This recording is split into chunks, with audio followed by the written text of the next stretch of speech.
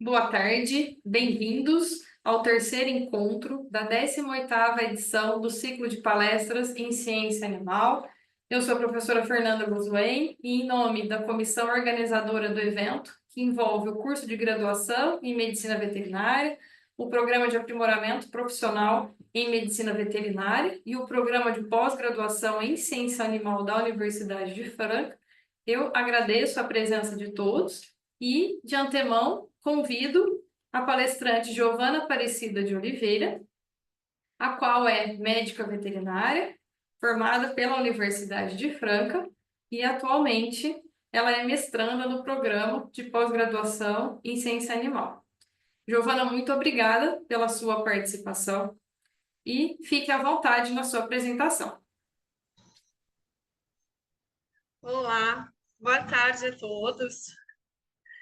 É, vou pular a apresentação, já que a professora Fernanda foi muito gentil em fazê-la, e podemos aí começar com o nosso bate-papo. Vou compartilhar aqui com vocês os slides.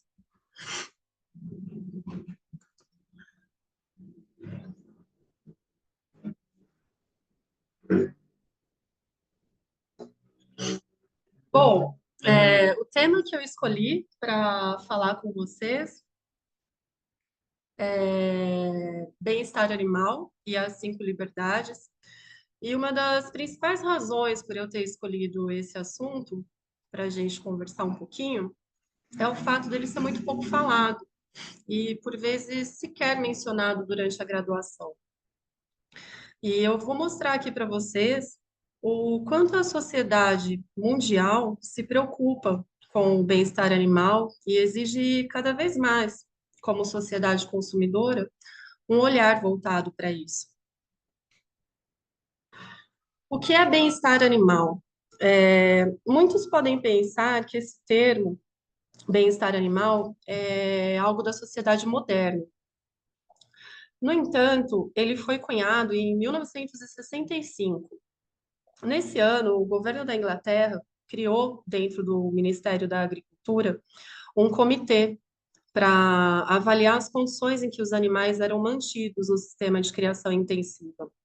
Essa iniciativa, ela se deu por grande pressão da sociedade no momento, que se incomodava profundamente com algumas das práticas do sistema intensivo. E fala-se que no ano anterior à criação do Comitê de Brambell, em 1965, a publicação da obra de Ruth Harrison, Máquinas Animais, teria fomentado ainda mais o incômodo social e contribuído fortemente para a criação desse comitê. Isso nos mostra como uma sociedade pode pressionar um governo a promover mudanças e o quanto é importante o papel de cientistas, literários, acadêmicos, estudiosos na formação de uma opinião pública. Esse poder é muito grande. O Comitê de Brambell é reconhecido até hoje por definir o bem-estar animal através do respeito às chamadas 5 liberdades. O consumidor, ele escolhe o produto que ele quer consumir. E com isso, ele tem o poder de pressionar o governo e o mercado em direção às práticas que respeitem o meio ambiente e os animais.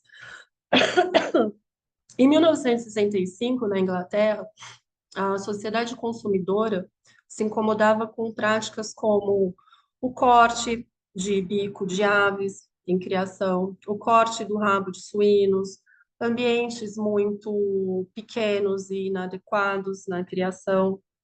E hoje a sociedade ela é muito mais exigente. A sociedade consumidora hoje ela quer adquirir um produto de uma empresa que tenha boas práticas ambientais. Ela quer adquirir um produto de origem animal com um certificado de bem-estar animal. Ela valoriza esse produto, ela valoriza esse sistema. E por que ela passou a valorizar esse produto? Porque ela se tornou uma sociedade mais consciente. E de que forma uma sociedade se torna mais consciente? Através de informação. E é nesse ponto que o papel de estudiosos, pesquisadores, profissionais da área se torna muito importante, porque ele é capaz de levar informação fidedigna, informação com base em estudos científicos para a sociedade, para conscientizar essa sociedade. Esse selo, como mostra a imagem de certificado de bem-estar animal, ele é concedido a empresas produtoras que comprovam práticas de bem-estar animal com respeito às 5 liberdades. É um produto com um valor agregado muito maior. É um produto que, em média, custa de 2 a 3 vezes mais que um produto sem certificado de bem-estar. E, no entanto, ele está no mercado. E cada vez mais nós vemos esse produto no mercado.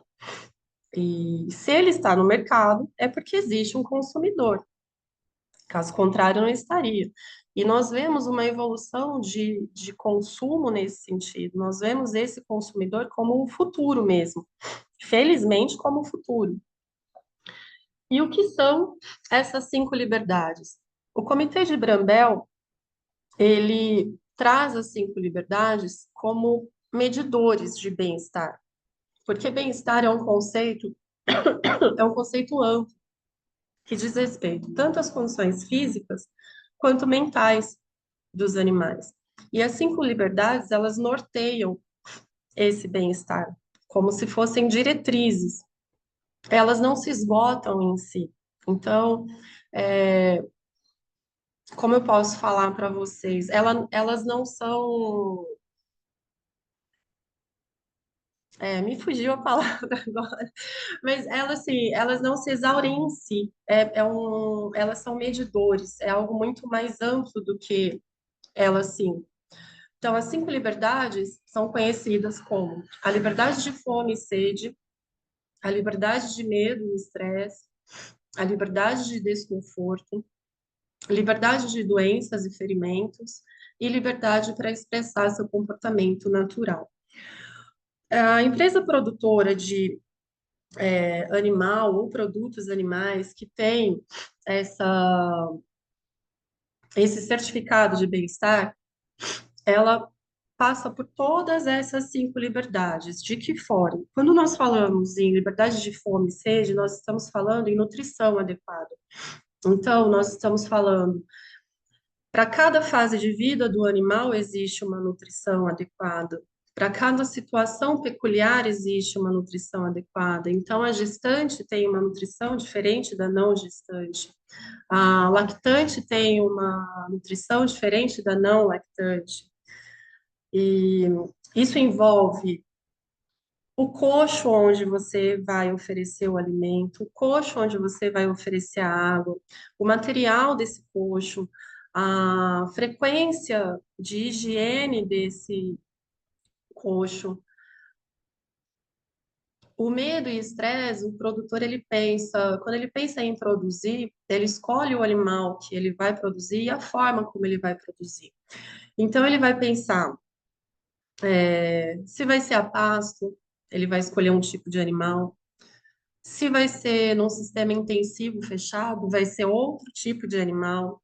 Se for num sistema intensivo fechado, ele vai pensar no teto, no material que ele vai usar para cobertura, ele vai pensar no sistema de ventilação, ele vai pensar no piso, no escoamento da água na hora da higienização do local.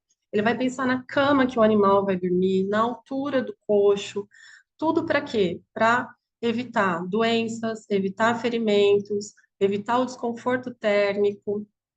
Ele vai pensar no número de animais que ele vai colocar por espaço, para evitar o estresse.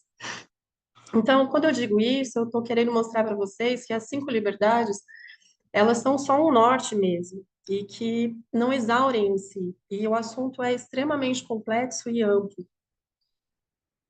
Eu trouxe algumas imagens para vocês, porque eu gostaria que vocês as olhassem e me dissessem qual dos bichinhos vocês acham que está em mais bem-estar. Nesse primeiro slide, nós temos à esquerda uma vaquinha holandesa, livre, no pasto, com uma grama bem verdinha, com uma pastagem bem verdinha. E à direita nós temos um grupo de vaquinhas holandesas num galpão, com as laterais abertas, com um sistema de irrigação nos coxos de água, com caminhas individuais e material na cama, material fofinho, um corredor com piso de madeira, que a gente vê que tem alguns espaços entre as ripas para poder escoar a água e escoar a sujeira quando esse ambiente é lavado. E na outra imagem, nós temos dois cachorrinhos. À esquerda, nós temos um cachorrinho de porte médio, deitado sobre uma sombra, num piso de terra, aparentemente numa área rural. E do lado direito, nós temos um cachorrinho de porte pequeno dentro de um carrinho de passeio num espaço urbano. Eu queria que vocês pensassem nessas imagens e me dissessem o que vocês acham. Qual desses animais, comparando as vaquinhas e comparando os cachorrinhos, quem vocês acham que está em mais bem-estar? O que está lá no pasto ou o que está lá no semi-confinamento? O cachorrinho que está lá na terra, deitado debaixo de uma árvore, ou o cachorrinho que está num carrinho de passeio? Alguém se habilita a chutar, a pensar? Ninguém quer brincar, não tá valendo nota, gente. Aproveita. Eu acho que é o que está no mar. Você acha que é o que está no Não? mato? Pô, sem dúvida. Sem dúvida. Tanto a vaquinha quanto o cachorrinho. Eu estaria melhor no mato. Imagino que ele também. Vamos lá, então. Bom, na verdade, as imagens eu trouxe elas assim, muito propositalmente, contraditórias, para a gente falar um pouquinho sobre a necessidade da gente se livrar desses pré-julgamentos. E adorei sua resposta de achar que é o que está no mato, porque é muito comum, as pessoas em geral pensam isso mesmo, falam, nossa, bicho feliz é bicho livre, né? E, na verdade, bicho feliz é bicho que está em bem-estar. E esse bem-estar, quem proporciona é o ser humano. Então, não necessariamente um bichinho que está livre está em mais bem-estar que um bichinho que vive num ambiente controlado, dentro de um apartamento, por exemplo. Porque o bichinho que está livre, ele pode estar doente e ter um tutor que não atenta para isso, que não leva ao médico. Ele pode não receber uma nutrição adequada. A liberdade em si não é garantia de bem-estar. Ela é talvez para alguns animais, ela é uma das liberdades, né? Em alguns momentos. Então, quando a gente olha esse cachorrinho no carrinho, se a gente pensar num bichinho que passou a vida inteira só passeando de carrinho, ele não vai estar em bem-estar, ele não teve uma vida em bem-estar, porque ele precisa, um animal, ele precisa, um cachorro tem que passear na rua, tem que cheirar o mato, tem que dar aquela mijadinha, tem que dar aquela latida para outro cachorro que passa, porque isso é a capacidade, a liberdade dele de expressar seu comportamento natural.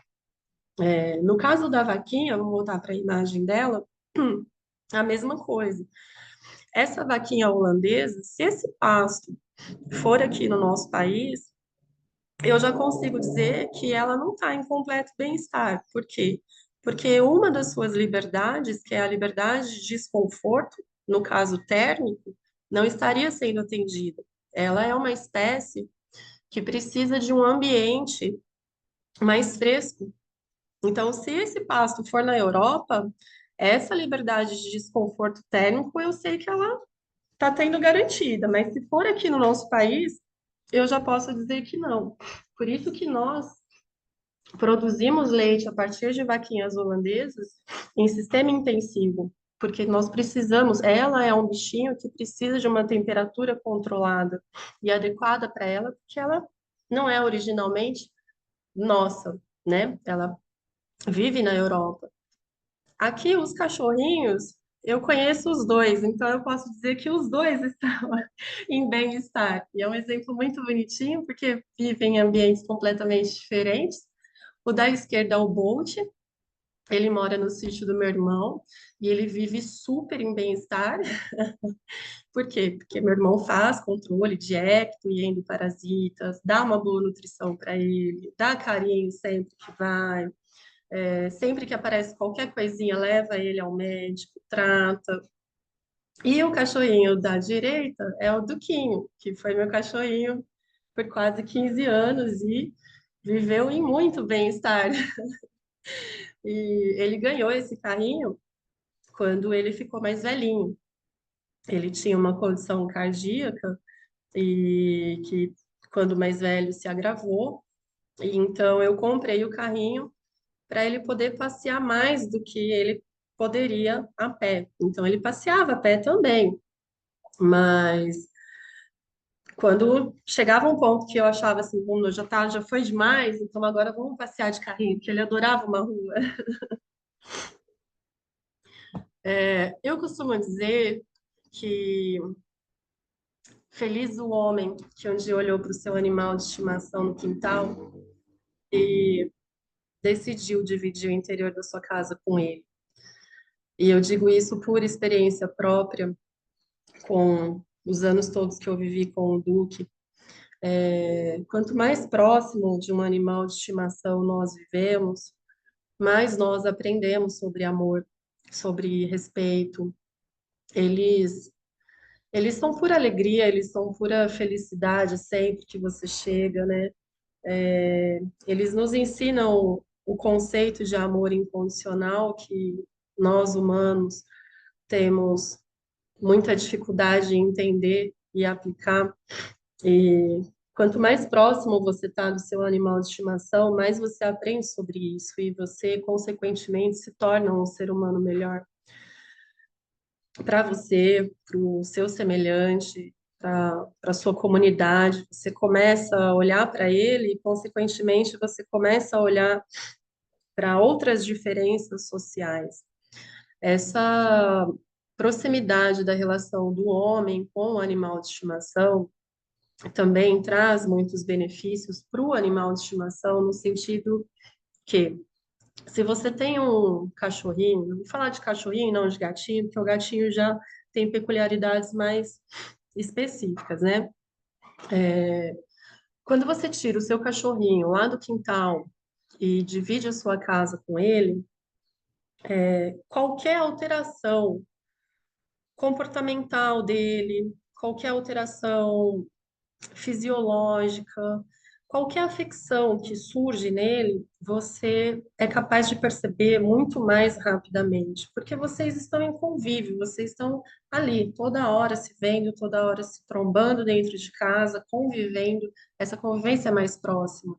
Então, se ele começa a mancar uma perninha, se ele começa a apresentar uma dificuldade para se levantar, ou uma dificuldade para urinar, ou uma coloração de urina diferente, qualquer coisinha que aparece nele, você consegue perceber muito mais rápido do que quando você tem o seu bichinho lá no quintal, que às vezes você vai lá uma vez por dia, coloca comida, faz um assim na cabeça e vai embora, né? Essa relação mais próxima também trouxe alguns benefícios para os animais no sentido de regulação de direitos. Então, o direito, ele regula as relações humanas, né? E a partir do momento que o ser humano e o seu animal de estimação estreitou essa relação, o direito passou a olhar com outros olhos e melhorar, aprimorar regulamentações sobre maus tratos, as relações do animal com o ser humano. E recentemente, nesse ano, nós tivemos uma lei federal que legitimou, que reconheceu juridicamente os animais como seres sencientes, ou seja, capazes de sentir dor, medo e alegria. Isso é um salto evolutivo muito grande para nós como sociedade. É muito importante. No entanto, é papel, né? Isso satisfaz muito a nós, humanos. Nós temos uma necessidade muito grande de regular relações, legitimar relações. E isso para o animal não é tão importante. Para o animal, o importante é a mudança nas práticas, é a atitude. E Templo Grandin já afirmou que ambientes inadequados tendem a provocar comportamentos estereotípicos, que ela definiu como comportamentos anormais, repetitivos, invariáveis e aparentemente sem motivo. Aqui na região de Franca, é cultural a corrida de cavalos. E eu fui assistir uma corrida, e em outra oportunidade eu fui conhecer uma hípica de uma cidadezinha aqui perto, e eu voltei muito triste para casa. É uma hípica bem famosa, assim, que recebe muito público nas corridas, e eu posso afirmar que 90% dos animais que eu vi na hípica apresentavam estereotipias. Mordedura de baia, chacoalhar constantemente a cabeça para frente, para trás, balançar de um lado para o outro constantemente. Essas estereotipias, elas mostram a falta de bem-estar. O animal está em mal-estar mental. Oi, Fê? E esse desconforto, essa falta de bem-estar mental e esse comportamento estereotípico por ambiente inadequado, ele leva a doenças e ferimentos físicos, de fato. E em relação aos nossos animais de estimação, nós também podemos ver isso, porque eles, eles vivem conosco dentro de um ambiente que muitas vezes nós pensamos mais em nós e não conseguimos olhar para eles e entender que é uma espécie diferente da nossa, que vive junto da gente em casa e que tem necessidades diferentes.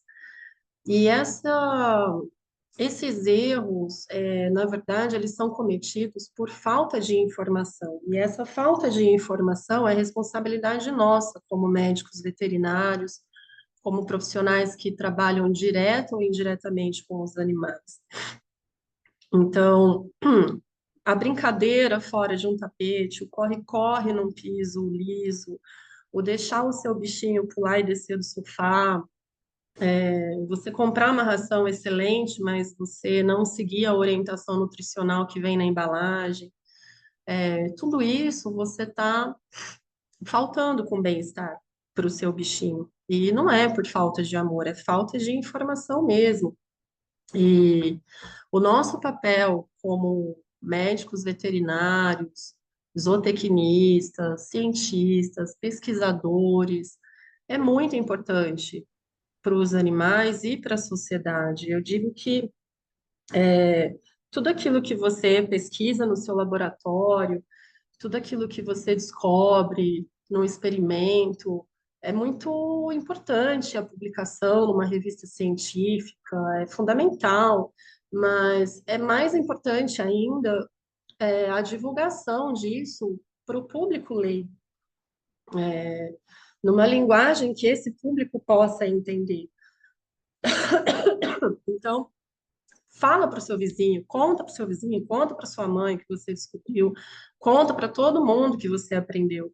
Você é chamado para atender um animalzinho, seja de um animal de grande porte, de um produtor rural, seja de um bichinho de estimação, é uma oportunidade extremamente rica para você, como profissional, não só tratar aquela afecção, aquele problema que você foi chamado a solucionar, mas você fazer perguntas sobre esse manejo, você olhar em volta, o ambiente, você orientar, você falar, você contar.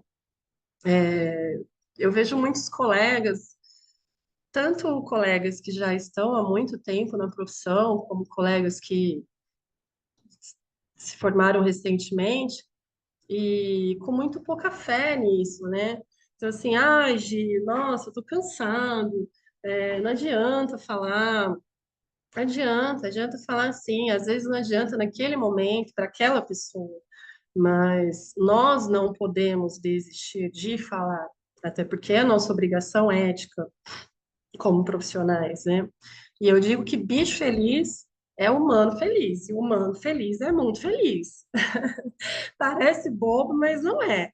Porque se você, como produtor, que talvez não tenha nenhum apego emocional com o seu animal, se ele fica doente, você vai ficar aborrecido, porque você está perdendo dinheiro, né? Você, aquele animal é um cifrão para você, é um produto para você. E se ele adoece, você vai ficar aborrecido. E você, como tutor de um animal de estimação, ainda que você não tenha tanto apego emocional nele, se ele adoecer, se ele tiver um problema, você também vai ficar aborrecido. Então, se o bicho estiver feliz, você vai estar feliz. E se você está feliz, tudo à sua volta é melhor, não é?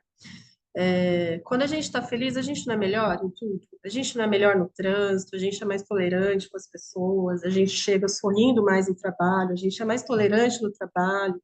Então, isso é uma conta que para mim é muito exata. E às vezes a gente perde a fé, sim, todo mundo perde às vezes, mas a gente tem que recuperar ela. E tem uma fala da Madre Teresa de Calcutá que eu gosto muito de ler toda vez que eu me vejo desanimada diante do futuro ou do ser humano, né? Que ela dizia que por vezes sentimos que aquilo que fazemos não é senão uma gota de água no mar, mas o mar seria menor se lhe faltasse uma gota. Então, vamos, vale a pena fazer, né? Vamos olhar para esse tema, vamos olhar para a necessidade do animal. E se hoje uma única pessoa tivesse inspirado a se debruçar mais nesse tema, nesse assunto, eu já fico muito feliz. Se a gente puder tocar uma pessoa só, que seja, a gente já fez diferença enquanto nossa existência por aqui, não é?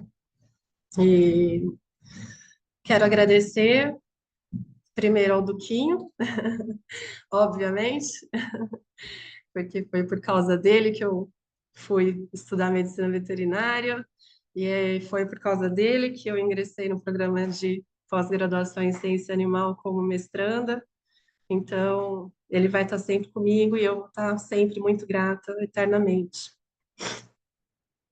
E fico à disposição para qualquer dúvida. Obrigada, Giovana, por, Eu por que debater, agradeço, Fê. por debater conosco aí um assunto tão importante, como você mesmo disse, tão, como que eu posso dizer, importante, mas não debatido, né? Que atualmente a maioria das pessoas visa produção, visa lucro, né, em tudo que faz e acaba esquecendo, consequentemente, do bem-estar aí do animal passa batido, né? Então, essas reflexões que você nos trouxe aí é extremamente importante, principalmente para o pessoal aí que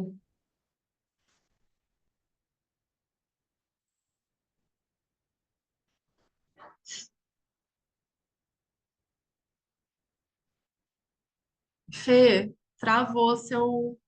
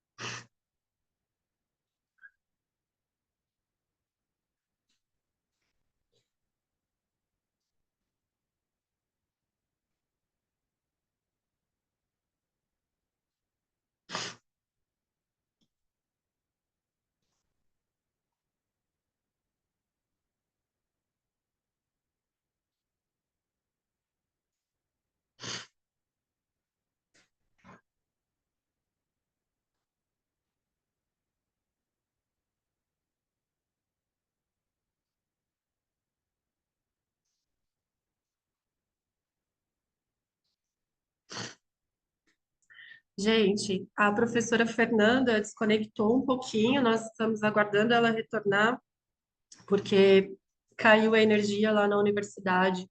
Então, ela está reconectando, tá? Mas em alguns minutinhos ela já volta conosco para dar continuidade com a próxima palestrante e o próximo tema. E se alguém tiver alguma dúvida, quiser anotar, pode me mandar pelo Instagram, @giduque, ou pelo WhatsApp, 11 992899393. É um tema que eu gosto de falar muito, adoro e acho muito importante para a sociedade e para os animais, então fiquem à vontade, tá?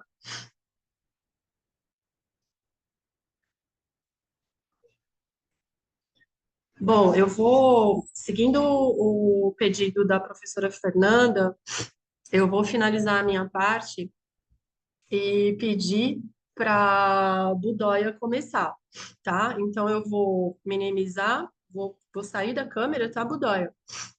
E aí eu vou pedir que você se apresente, porque a Fê vai demorar um pouquinho até a conexão voltar lá na universidade, tá bem?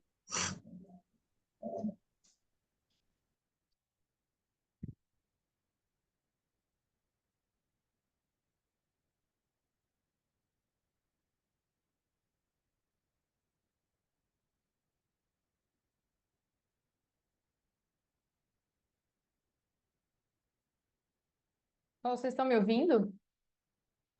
Sim, professora. Sou desculpa, mas minha conexão caiu. Giovana, então, mais uma vez, muito obrigada, viu, pela sua participação no evento.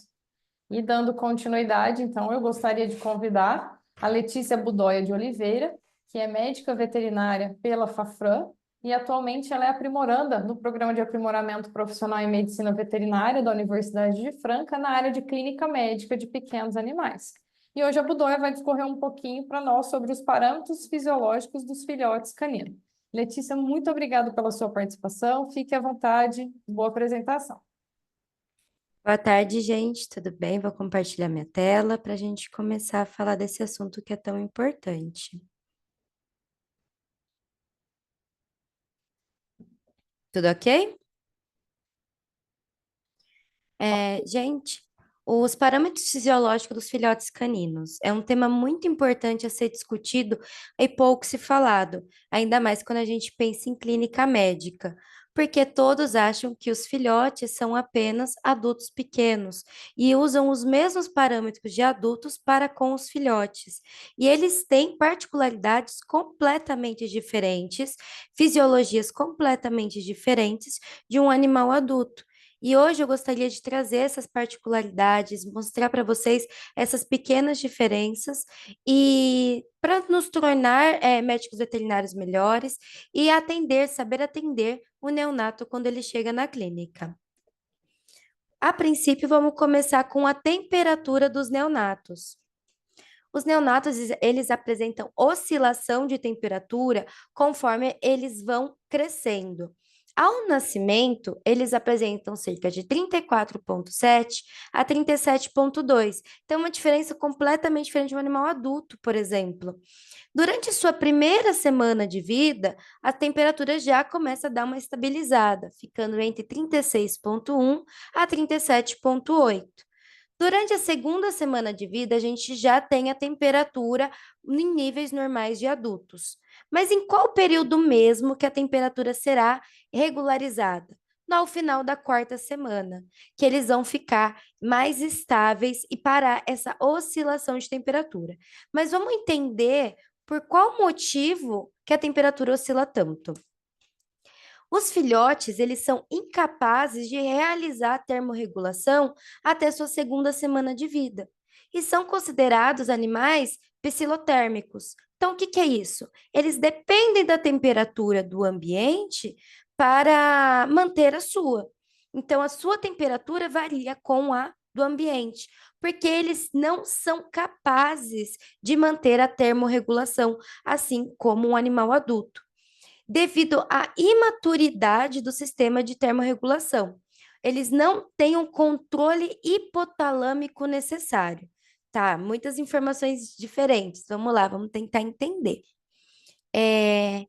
Através de receptores que ficam na superfície da pele, vão ter a sensação de frio e calor e vão mandar essa mensagem lá para o hipotálamo. E o hipotálamo vai reagir fazendo com que algumas coisas aconteçam no organismo. Se o ambiente tiver frio, eu vou ter vasoconstrição, então, para preservar o calor, os vasos vão ficar constritos. Eu vou ter a piloerecção, que é quando os pelos vão ficar eretos, e eu vou ter o tremor, tudo na intenção de produzir calor.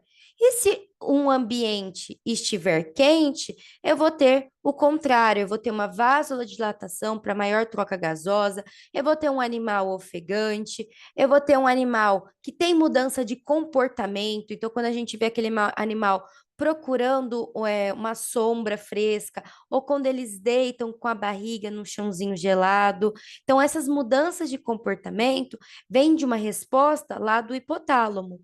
Bem como que no frio eles vão procurar lugares que estão mais quentes, vão ficar mais encolhidinhos, vão procurar lugares onde tem calor. E o que acontece? Os filhotes não têm isso. Os neonatos, eles não têm isso até sua segunda semana de vida. Então, eles têm ausência do reflexo de tremor, eles têm ausência da piloerecção e também têm ausência da vasoconstrição. Por que eu estou falando em ambiente mais frio? Porque o filhote, ele perde a temperatura muito facilmente.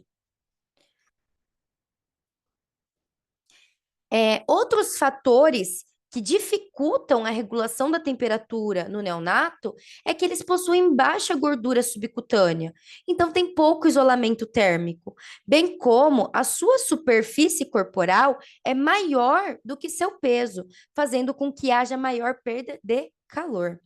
E também, como eu já disse, eles têm ausência do reflexo de tremor, piloerecção e vasoconstrição até o sexto, sétimo dia de vida. Então, olha como a temperatura de um filhote pode oscilar de acordo com o meio devido a essas dificuldades que ele tem com a termorregulação.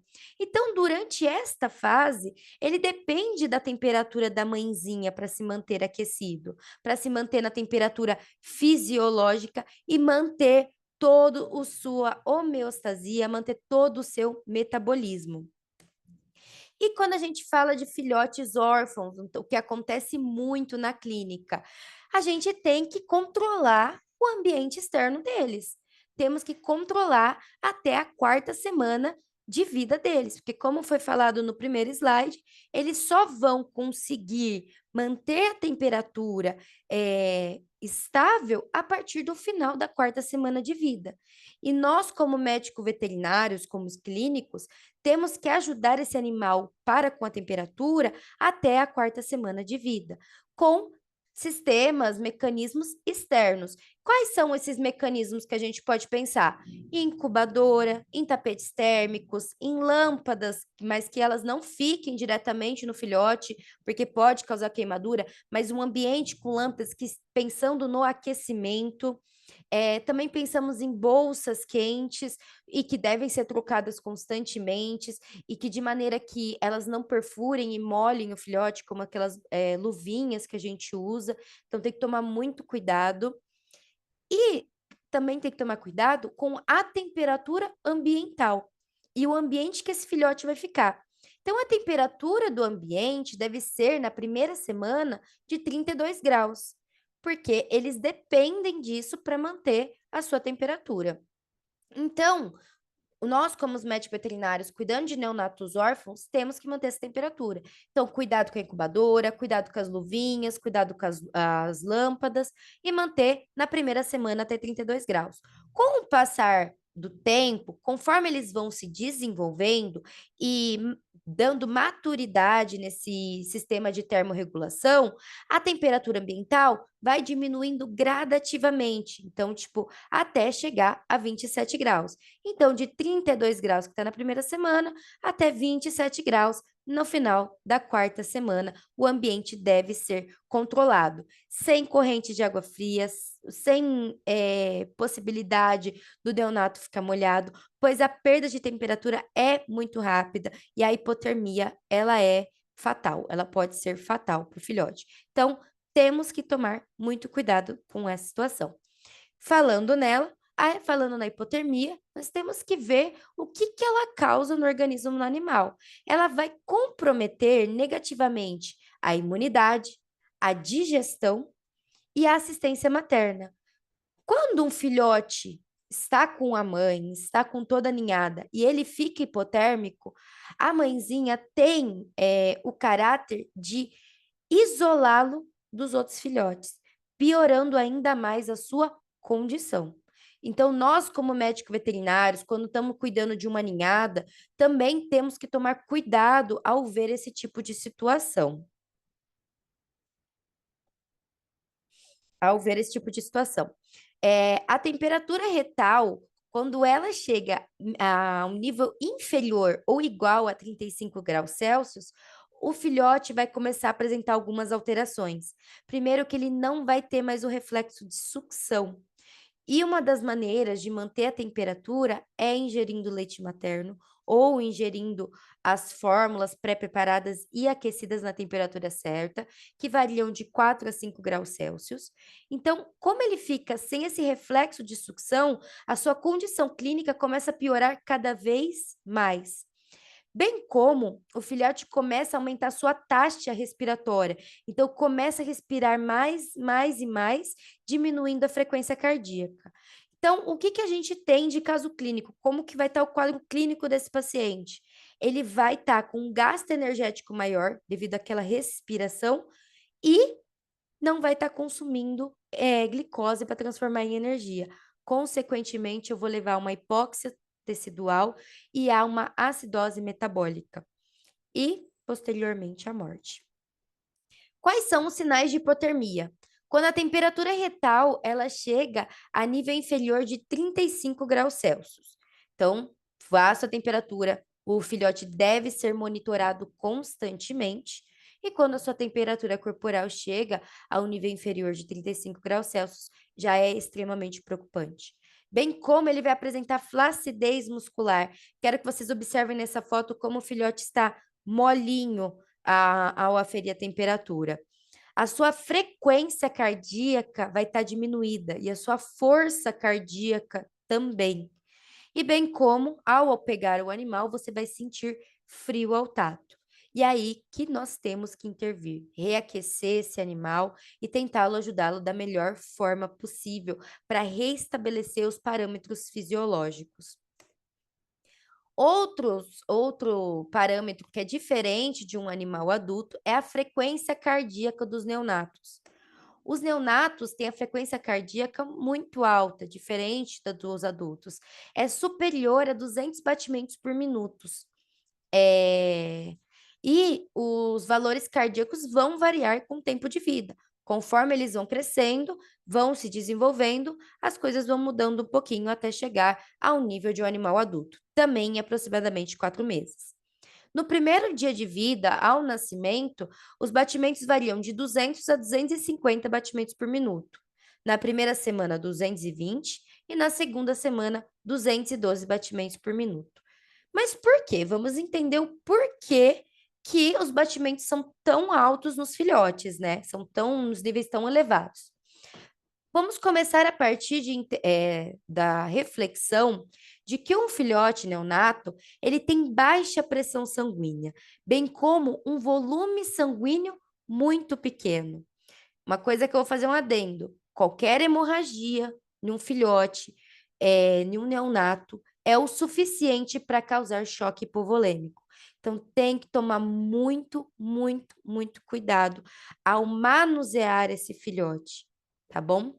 A pressão sanguínea ao nascimento de um neonato é em torno de 61 milímetros por mercúrio e vai se desenvolvendo com a idade, chegando a 139 milímetros por mercúrio na quarta semana.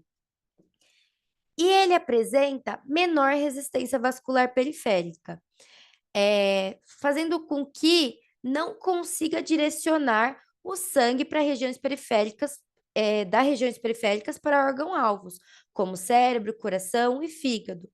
Então, como é esse mecanismo compensatório? Ele tem baixo volume de sangue, ele tem baixa pressão e tem menor resistência vascular periférica.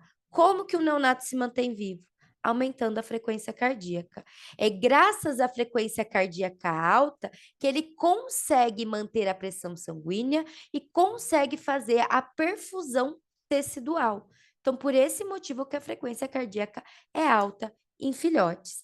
Agora vamos falar da frequência respiratória dos neonatos, que também é diferente dos animais adultos.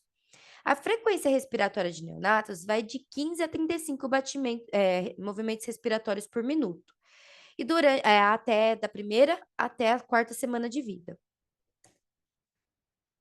A exigência de oxigênio por um neonato é muito maior do que um animal adulto, cerca de 2 a 3 vezes mais. Como que eles lidam com isso? Aumentando a frequência respiratória.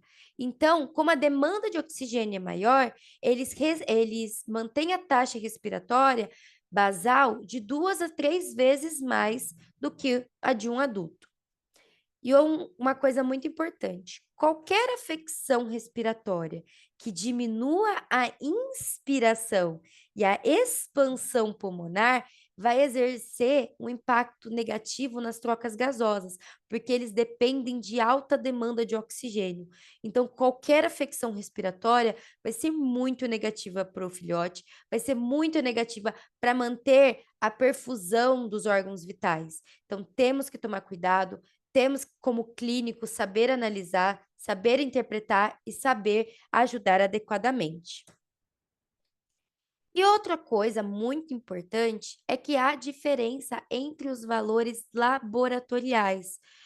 Então, os exames de sangue de um neonato é completamente diferente de um exame de sangue de um animal adulto.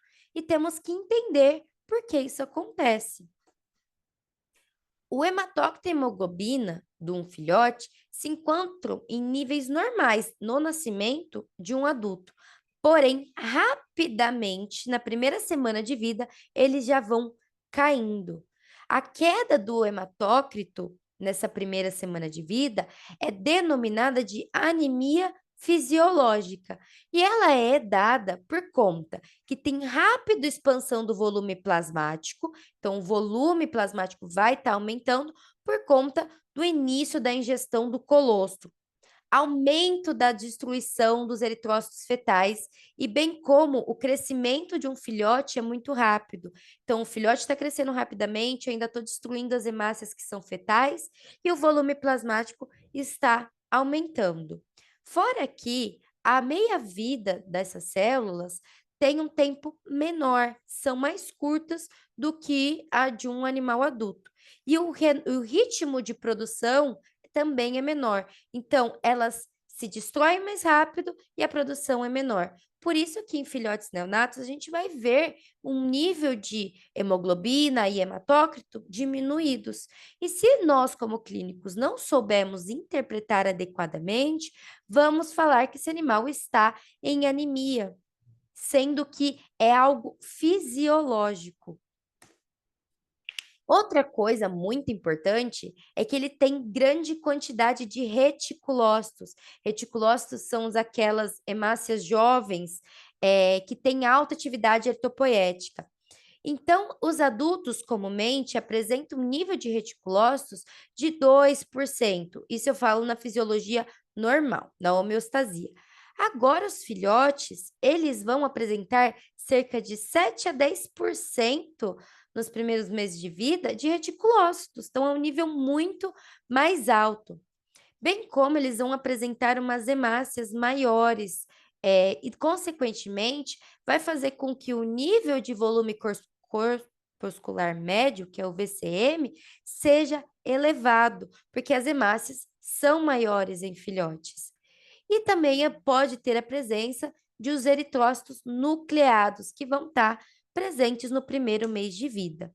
Então, eu gostaria que vocês observassem que ao nascimento, o nível de hemoglobina, o nível de eritrócitos se mantém muito semelhante a de um animal adulto.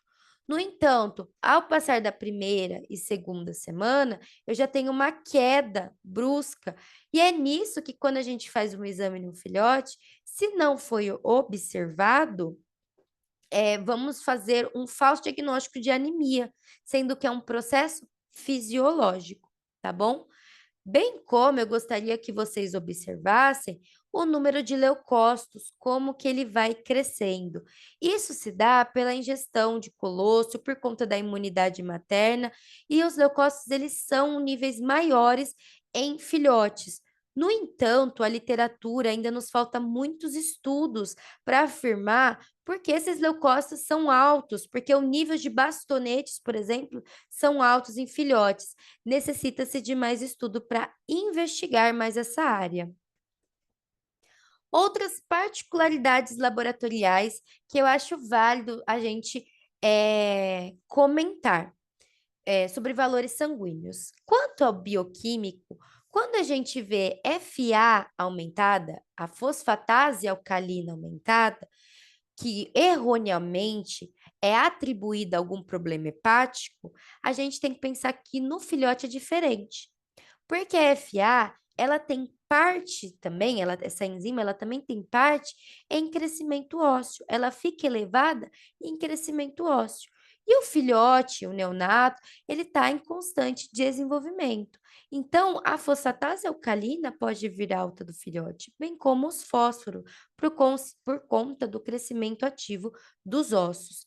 Bem como ele apresenta baixa taxa de albumina, globulina, colesterol e ureia, devido à sua imaturidade hepática. As GGT-FA aumentadas também podem ser por conta da ingestão de colostro. A GGT também é outra enzima hepática. Inclusive, muitos se medem se a efetividade da ingestão do colostro está sendo ok com a GGT, porque se ele está ingerindo bastante colostro, a GGT vai estar aumentando. E os níveis de proteínas totais também vão estar mais altos devido à ingestão do colostro.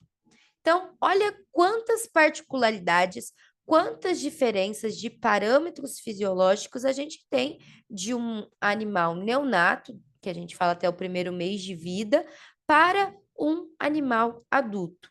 E o quanto que eles demoram para se desenvolver um pouquinho e reestabilizar tudo e a gente poder comparar. Então, temos que saber essas particularidades, temos que saber interpretar adequadamente para oferecer o melhor tratamento, para obter o diagnóstico correto, oferecer o melhor prognóstico para o nosso paciente. O período neonatal dos filhotes, eles correspondem a aproximadamente 30 dias, e a gente tem que entender que o neonato ele está saindo de um ambiente intrauterino para um ambiente extrauterino, e tudo está se adaptando a esse novo ambiente. Todos os órgãos estão se adaptando a viver fora do organismo materno. O conhecimento da fisiologia neonatal, saber avaliar um neonato, saber reanimar, saber fazer tudo isso, saber interpretar adequadamente, faz com que diminua a mortalidade natal. Porque há muita mortalidade natal. Filhotes neonatos, eles infelizmente têm alta taxa de mortalidade. E nós temos que saber cuidar adequadamente, principalmente de um animalzinho órfão, tá bom? Agradeço a atenção de vocês para essa curta palestra, com esse curto esclarecimento de algumas coisas. Se deixasse aqui, eu falaria de tríade neonatal e a gente ficaria falando horas e horas. E fico à disposição para qualquer esclarecimento de dúvidas ou qualquer explicação a mais que vocês tenham interesse, tá bom? Meus sinceros agradecimentos à equipe da Unifran por ter me dado essa oportunidade de poder vir ministrar essa palestra. Nós que agradecemos, Letícia. Uma satisfação enorme aí poder aprender sobre os neonatos, né? Que, como você bem enfatizou, tem as suas particularidades as quais são extremamente imprescindíveis aí para a sobrevivência deles, né? Porque nós, como médicos veterinários, às vezes os tratamos como adultos e você acabou de nos evidenciar que não é bem por aí, né? Então, tem vários fatores aí extremamente relevantes. Muito obrigada, viu, Letícia, pela sua participação. Eu agradeço imensamente, mais uma vez, em nome da comissão organizadora da 18ª edição do ciclo de palestras em ciência animal, que é organizada aí pelo curso de graduação em medicina veterinária, pelo programa de pós-graduação em ciência animal e também pelo programa de aprimoramento profissional em medicina veterinária da Universidade de Franca. Muito obrigada a todos e um abraço.